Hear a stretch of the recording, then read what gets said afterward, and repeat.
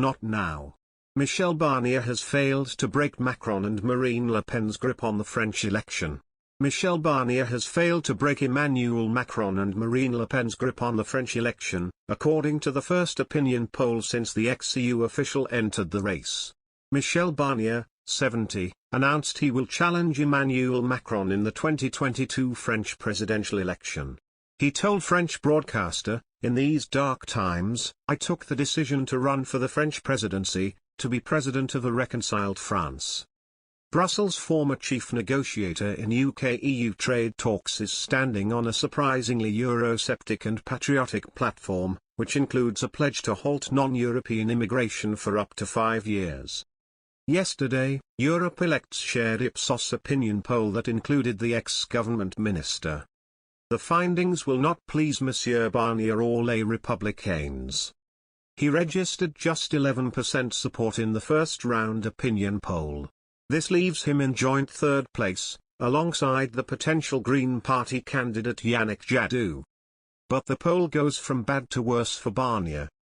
Rather than cutting support for the two frontrunners, respondents indicated Macron and Le Pen could receive even more votes from French voters.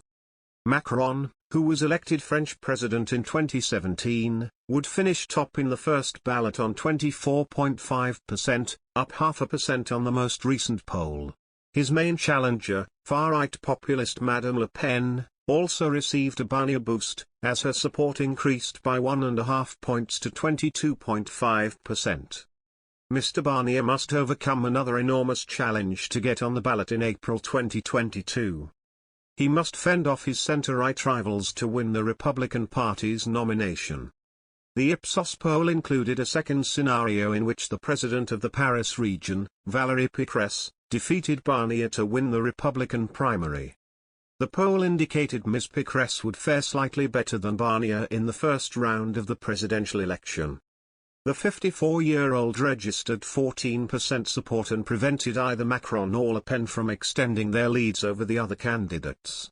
And Xavier Bertrand, while no longer affiliated to Les Républicains, is set to outdo both on 15%.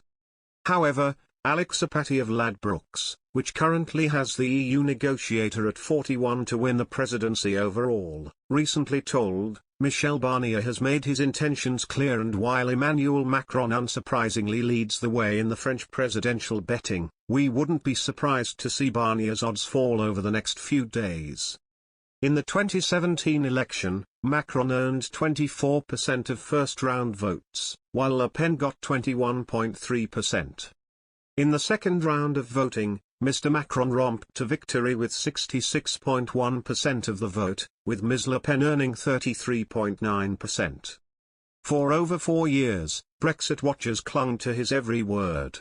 And Michel Barnier came through with an early Christmas present on December 24, 2020, announcing the terms of the European Union's divorce from the UK had been agreed upon.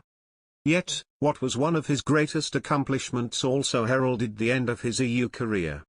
Barnier celebrated his 70th birthday in early January, a milestone that bars him from ever working for the European Commission again.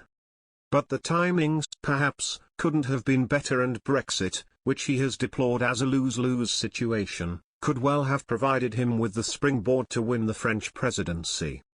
At least, that's what he appears to be thinking. I have missed France.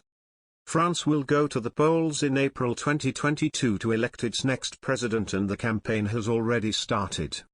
Only 2 candidates have so far officially thrown their hats into the ring, Marine Le Pen for the far right and Jean-Luc Mélenchon for the far left. Incumbent centrist Emmanuel Macron is widely expected to run.